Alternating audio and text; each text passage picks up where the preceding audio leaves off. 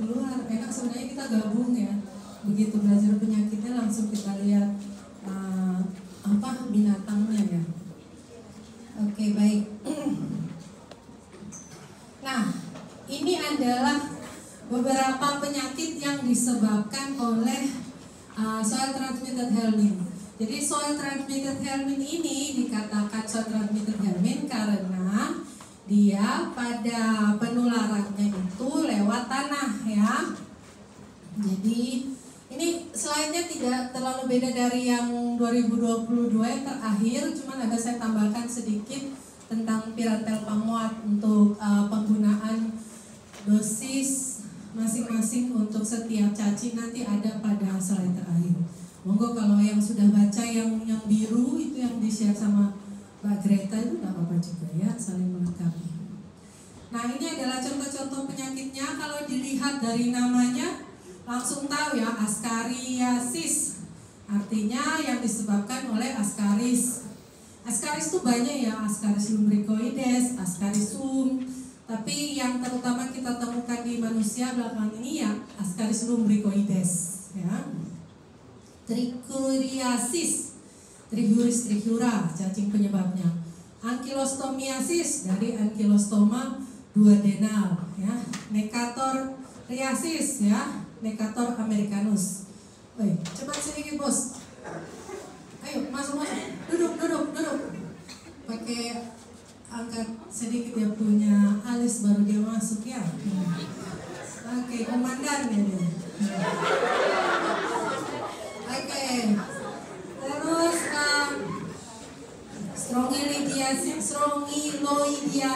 Strongyloides temporalis.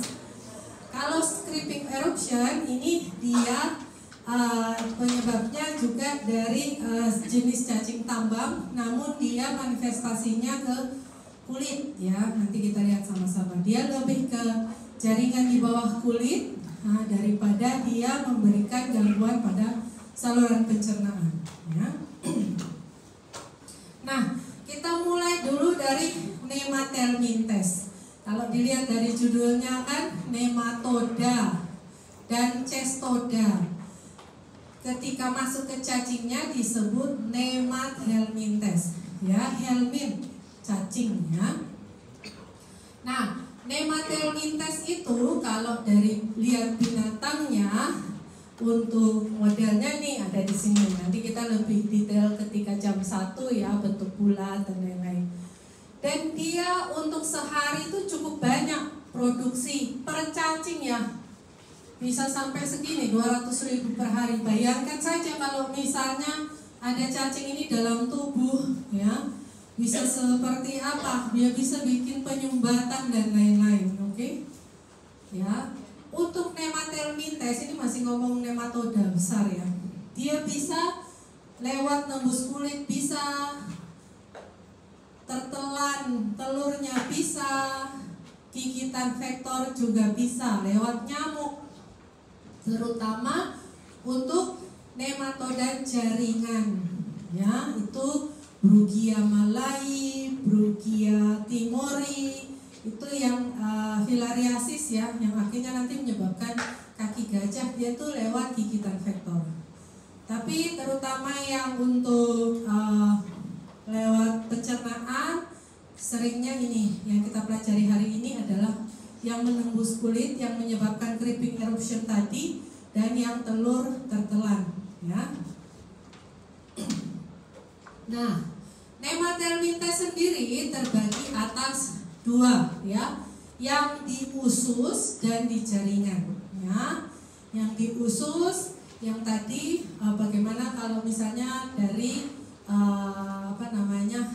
tangan dan cuci atau makanan yang terkontaminasi masuk, dia di usus. Yang jaringan yang tadi itu, yang nematoda jaringan yang akan akhirnya menyebabkan kaki gajah ya, dia menyebabkan penebalan pada jaringan limf, lama-kelamaan perembesan cairan akhirnya menyumbat ya. Nah, lanjut, ini dia host space-nya manusia. Beberapa disebut soil transmitted helminth karena metode penularannya. Kemudian ini adalah spesies yang dipelajari ya. Jadi dari Ascaris, kemudian beberapa cacing kait ya, Necator, Ankylostoma. Yang Ankylostoma 2 ini yang Brazilians dan Caninum ini yang akhirnya nanti bisa bikin creeping eruption ya.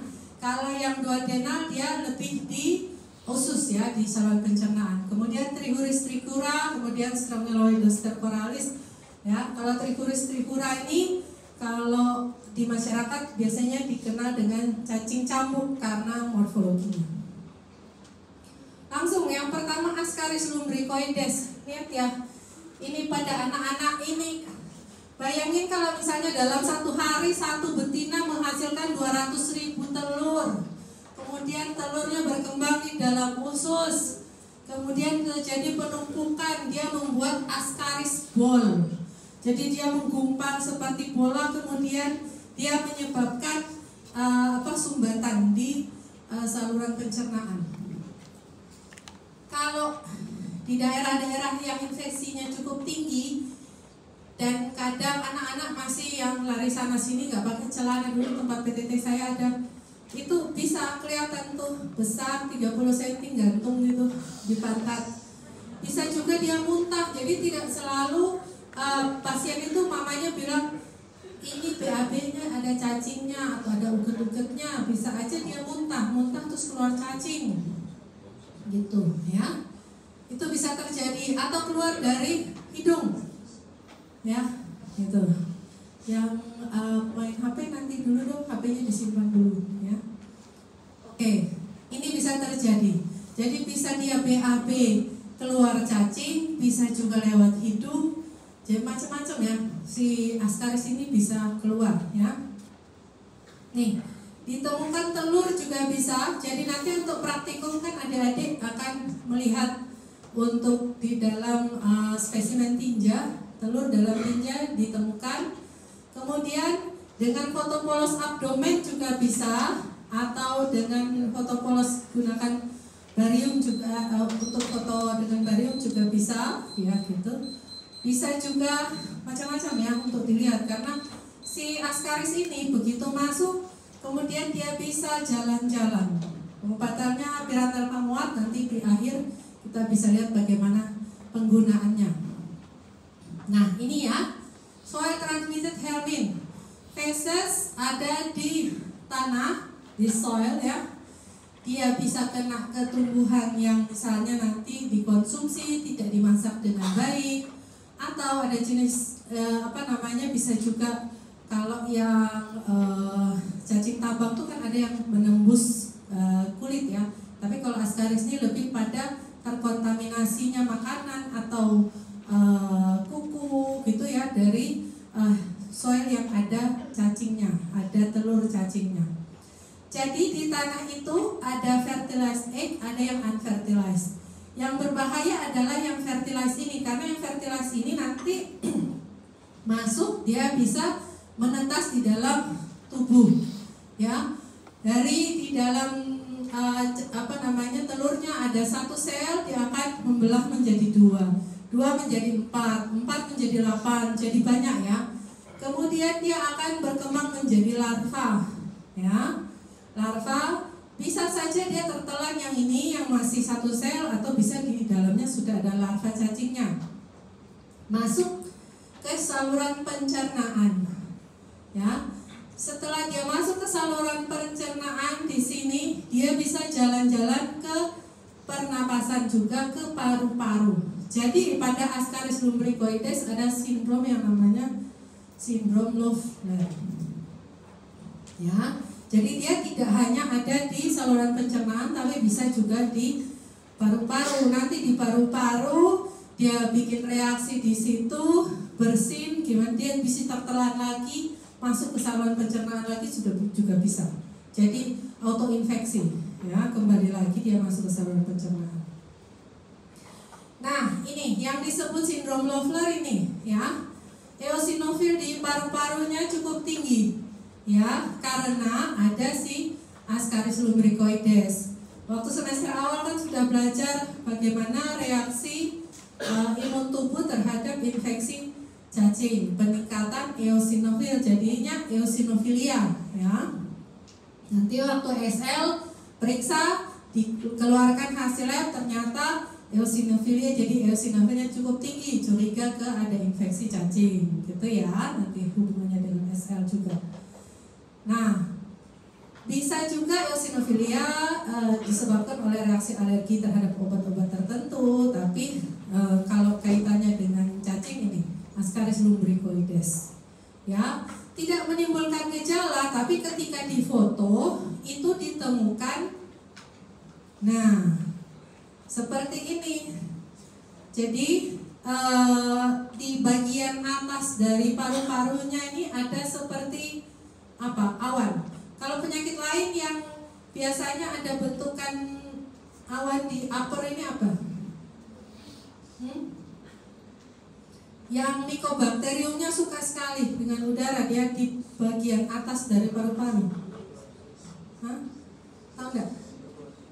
Pada TB. Langsung keras di sini ya.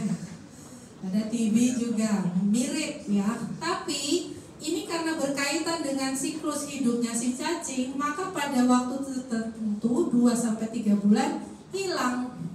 Karena saat itu si Ascaris sudah pergi lagi ke saluran pencernaan seperti itu. Batuk-batuknya hilang nih. Ini adalah gejalanya. 10-15 hari infeksi hilang dalam 1-2 minggu kalau sudah pengobatan. Kalau enggak, kadang masih ada sampai beberapa bulan. Tapi jika si cacingnya sudah tidak ada di situ, dia akan hilang gejalanya. Ada batuk, ada sesak, ya, macam-macam. Ini di sini untuk gejalanya, ya. Jadi hati-hati kalau ditemukan pasien seperti ini. Kalau yang lainnya ya tentunya mirip dengan infeksi kecacingan lainnya, ada diare kadang, kemudian ada BAB dengan cacing atau muntah, sakit perut, seperti itu ya. Nah, kemudian trichuris trichura, trichuriasis, ingat-ingat ya, trichuris trichura. Menyebabkan trichuriasis ini dia kalau di masyarakat dibilang cacing cambuk karena bentuknya seperti cambuk. Kosmopolit ada di mana-mana artinya ya, bisa ditemukan di daerah perdesaan, di perkotaan juga ada, terutama di iklim Asia ya. Indonesia ini sangat kaya cacing, kaya penyakit infeksi juga ya. Nah, cara infeksinya ini telur matangnya tertelan ya, ada di lalapan. Siapa yang suka makan lalapan? Boleh tunjuk temannya ya. Tidak apa-apa makan lalapan, tapi sayurnya setelah dipotong-potong rendam sebentar dengan air garam ya. Ambil garam secukupnya, direndam, dibiarkan beberapa menit, kemudian dibilas lagi supaya yang menempel pada sayuran itu terlepas ya. Oke. Harus cuci bersih di bawah air mengalir. Nah, dia bisa infeksi ringan tapi juga bisa berat ya, nyeri abdomen. Kadang ditemukan bersama-sama dengan disentri. Protozoanya apa kalau Entamuba histolytica ya. Menahun menyebabkan defisiensi besi karena si cacing ini dia akan memasukkan kepalanya ke dalam mukosa dari usus sehingga terjadi perlukaan di situ ya. Ada hubungannya dengan defisiensi besi dan juga dia dengan tubuh itu jadi saling mencuri nutrisi yang harusnya diperlukan oleh tubuh, terutama anak-anak ya, yang kasihan karena dalam masa pertumbuhan. Ini kepalanya dimasukkan dalam mukosa usus, ada iritasi di situ, ada luka, bisa juga terjadi infeksi sekunder. Jadi terkadang juga kalau dokter kita kadang juga konsul ya ke parasitologi. Bu, ini kok kayaknya ada telur ya? Dia tahu tapi dia konsul. Kita saling menghormati tiap bagian, saling konsul. Iya Bu, ini ada infeksi protozoa tapi juga infeksi bakteri tapi juga ada infeksi protozoa bersama dan infeksi kecacingan. Seperti itu ya. Ini adalah obatnya. Mau memberikan mebendazole bisa, kalau mau kasih dosis tunggal bisa, atau dikasih yang 2 kali 100 selama 3 hari, seperti itu. Kemudian masuk ke cacing kait. Kenapa dikatakan cacing kait? Karena bentukan dari morfologinya. Ini yang kita bahas hari ini adalah Necator americanus dan Ankylostoma duodenale. Ya. Nah, bedanya kalau cara infeksinya, yang satu nembus kulit, nanti baru kita lihat yang bentar siang yang stage apa, yang larvanya ya. Dan bentukannya bedanya yang nembus kulit sama yang ketika masa dia tidak masanya untuk tidak menembus kulit atau tidak masa tidurnya ya. Kalau di larva dari Necator ini ada 2 stage ya. Kemudian yang Ankylostoma dia menelan larva Filarform. Jadi begitu kontak tertelan dia masuk ke dalam saluran pencernaan ya. Nah, ini setelah larvanya ada di di alam, masuk, tidak suka pakai sendal atau alas kaki, dia penetrasi di tempat dia tembus itu akan ada reaksi alergi, gatal seperti itu ya. Penetrasi dari kulit, kemudian masuk dan dia berkembang di dalam saluran pencernaan ya. Dia juga bisa masuk dan jalan-jalan sampai ke paru-paru, ke saluran napas juga bisa. Ini ada 3 bentuk dari cacing kait. Nanti strukturnya siang kita pelajari untuk persiapan untuk praktikum ya. Nih, setelah menembus kulit, dia ke aliran darah paru-paru bisa melewati kapiler alveoli paru, trakea, laring, dia tertelan lagi masuk ke usus halus. Mirip dengan tadi ya, Ascaris lumbricoides.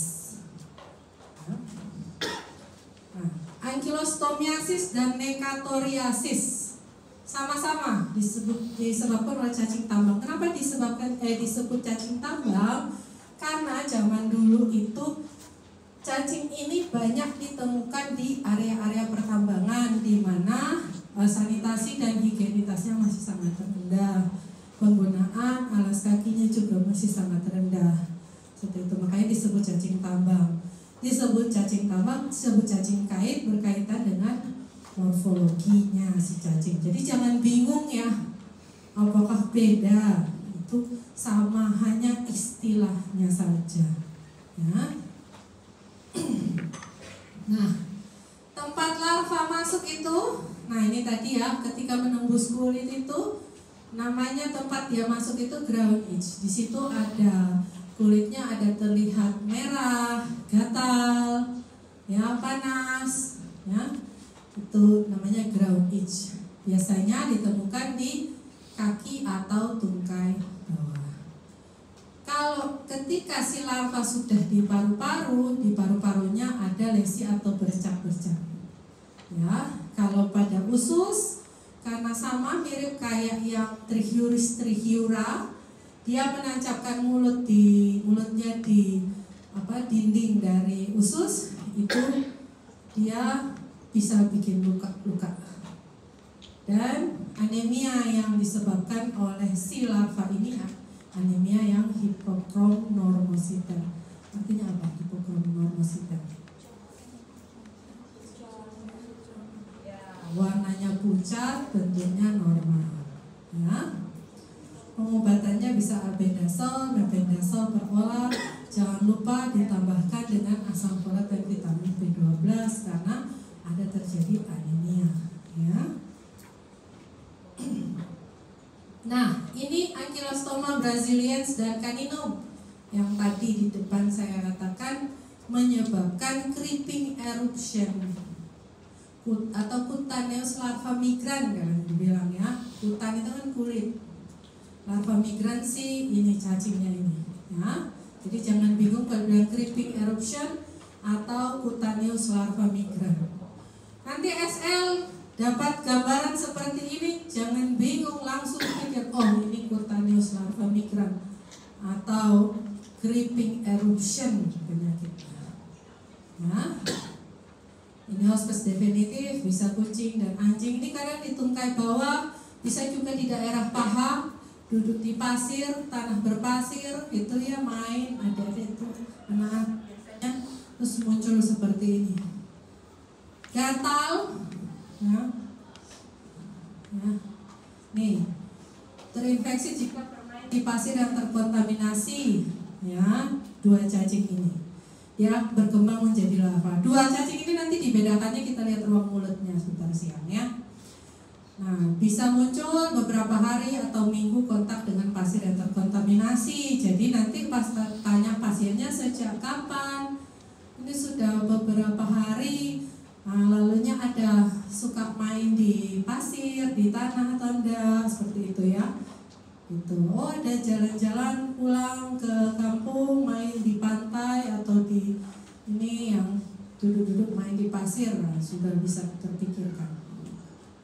Ya, ada pruritus di kulit, tangan, lengan, ya. Kalau bayi biasanya orang tua suka taruh di bawah ya untuk dia explore gitu. Di pantat juga bisa ada, ya. Nih, ada papel-papel eritem sangat gatal, ya, karena si larvanya ini, nih, misalnya dia masuk dari sini, ini dia akan jalan di bawah kulit. Ini juga dia akan jalan namanya ini. Gatal sekali, kasihan pasiennya, ya. Seperti itu ya. Sudah. Nah, Oxyuris vermicularis. Oxyuris vermicularis ini biasa disebut cacing kremi. Banyak ditemukan di daerah dingin, di daerah panas juga ada, pokoknya kosmopolit ya, karena menelan telur matang atau larva. Ya, pasiennya biasanya ibunya bilang dia nggak bisa tidur malam, garuk-garuk pantat, karena gatal. Karena waktu malam hari si cacing betina bermigrasi di anus di luar untuk bertelur. Jadi dia tidak bertelur di dalam, khususnya dia keluar ke pantat adik itu, terus dia bertelur, itu menyebabkan reaksi, jadi anaknya tidak nyaman untuk tidur.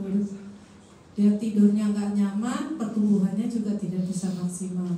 Ketika dia garuk-garuk, pagi dia sarapan, mamanya nggak cuci tangannya, terus makan, terus masuk lagi, jadi infeksinya kembali lagi terjadi.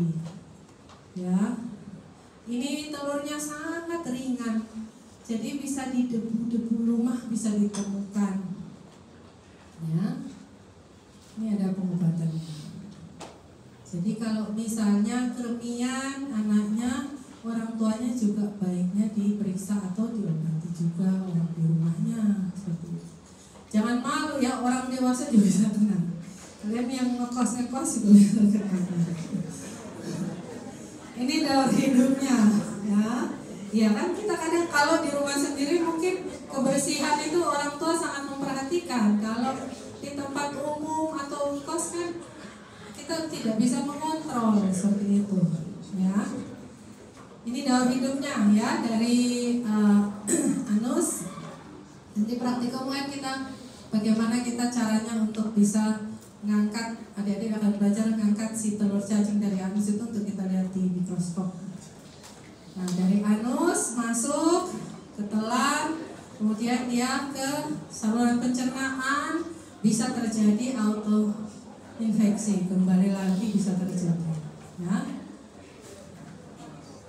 Strongyloides stercoralis atau strongyloidiasis sama juga, dia secara ada di mana-mana ya, di daerah pedesaan, di perkotaan juga ada. Cara infeksinya ini tertelan larva filariform di tanah atau dia juga bisa menembus kulit. Sama, tempat masuknya tentu akan menyebabkan reaksi alergi. Jadi ada pruritus.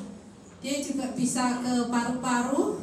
Bisa ada pasien datang dengan gejala batuk, nyeri dada, sesak napas. Kalau ketika dia ada di usus, dia menyebabkan nyeri pada perut, bisa diare, bisa muntah juga. Nah, pengobatannya kalau yang strongyloidiasis ini dengan ivermectin atau albendazole dosis tunggal. Paling mudah ingatnya albendazole 400 mg tembak dosis tunggal. Ya. Nah, tadi kita sudah belajar tentang yang nematoda. Yang nematoda tuh cacingnya gilik, punya ruang tubuh bulat. Ketika kita masuk ke cestoda, cacingnya pipih dan panjang. Ya, dia beda dengan dia masuk ke cacing pipih tapi bukan yang bentuknya seperti daun ya. Ini yang panjang, bisa bermeter-meter. Di SMA pasti dia udah belajar mengenai cacing pita sapi dan cacing pita sapi dan babi. Sama suka makan daging babi? Daging sapi? Makan tapi pastikan sudah dimasak dengan matang. Ya. Kalau ketika beli daging di pasar terus ada lihat kayak ruang-ruang bulat-bulat di dalam si dagingnya itu, curiga itu ada Cysticercus nih. Jadi dia lapisan daging itu terus ada kayak ruang. Nah, itu curiga ada si Cysticercus. Ya, ada Cysticercus ada dua. Kalau yang sakinata namanya bovis. Kalau yang yang babi namanya selulosa. Ingat ya, Cysticercus itu bentuk larvanya dari si Taenia ini, Taenia sakinata. Kalau sudah hafal nama spesiesnya mudah tahu penyakitnya, Taeniasis. Ya. Bisa di mana-mana karena makan daging yang tidak diolah dengan baik, bisa datang dengan mual dari perut, BAB ada cacing, ya. Ini obatnya dikasih Praziquantel. Ya, ini dia di dalam dalam serabut otot dari si sapi atau babi. Ya. Panjang adik-adik sampai meter-meteran. Dulu di UGM saya lihatnya tuh dililit di semacam pipa itu, dililit, ditemukan di dalam sapi, ya, ditaruh di lab, warnanya putih. Ini proglotitnya. Jadi kan dia segmen-segmen. Yang paling ujung ini segmennya yang sudah siap untuk terlepas dari si cacingnya. Jadi di fesesnya itu bisa aja ditemukan satu proglotit ini, gitu. Tidak, jadi ini dia yang si cacingnya ini kepalanya yang kecil ini ya, kepalanya ini masih tertancap di usus. Yang ditemukan di fesesnya itu bisa telurnya atau proglotit matangnya yang terlepas dari dinding dari si cacingnya. Nanti si proglotit ini di dalam segmennya ini dia sudah lengkap, dia bisa berkembang. Ya, dia keluar ke lingkungan, kalau lingkungannya baik untuk dia berkembang, dia bisa berkembang di tanah. Ya. Jadi ingat-ingat kalau makan daging ada istilahnya itu yang half rare ya, yang dimasak setengah matang atau medium ya. Yang suka-suka ahli. Ya, kalau solium ingat sakinata, ingat sapi. Solium ingatnya babi. Nah, kalau bovis ingatnya sapi. Kalau selulosa ingatnya babi. Jadi pada pasien ini merupakan pasien yang dengan penyakit Taeniasis solium. Maka yang cara infeksinya makan daging yang mengandung Cysticercus selulosa. Tapi bukan gitu deh sebenarnya. Ya ini ya mirip-mirip ya. Makan daging babi, kemudian tidak dimasak dengan sempurna, di dalam serabut ototnya, ya, ada onkosfer itu bentukan larvanya berkembang, ya, cysticercusnya di dalam sel ototnya. Ini dia bisa kemana-mana sampai ke otak loh adik-adik, ya, dia bisa jalan-jalan, tadi kan ke paru-paru, ya, dia bisa kalau tinea ini dia bisa berkembang di dalam organ, ya, di dalam otak, di dalam hati, ya, oke, dalam mata juga bisa. Jadi hati-hati. Nah, ini adalah Piratel pamuat secara umum.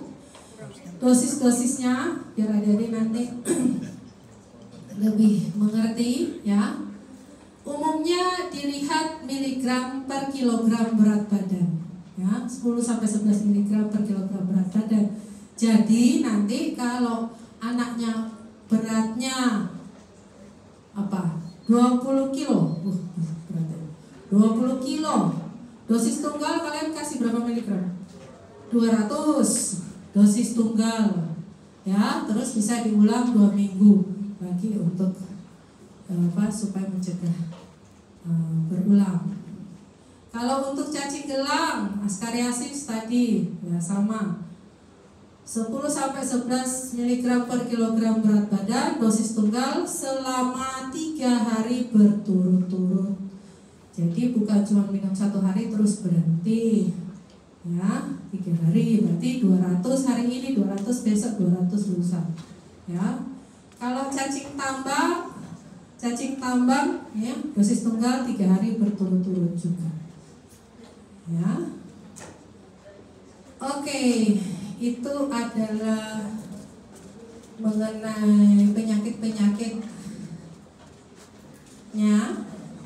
Nanti sebentar siang kita akan belajar mengenai binatangnya, hewannya, supaya mengenal ketika ada spesimen yang diberikan, kemudian diperiksa di laboratorium, terus kita tahu, oh ini infeksi apa, ya.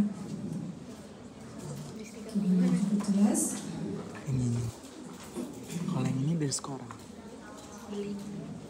enggak, kemarin open house. Yang mau ditanyakan boleh.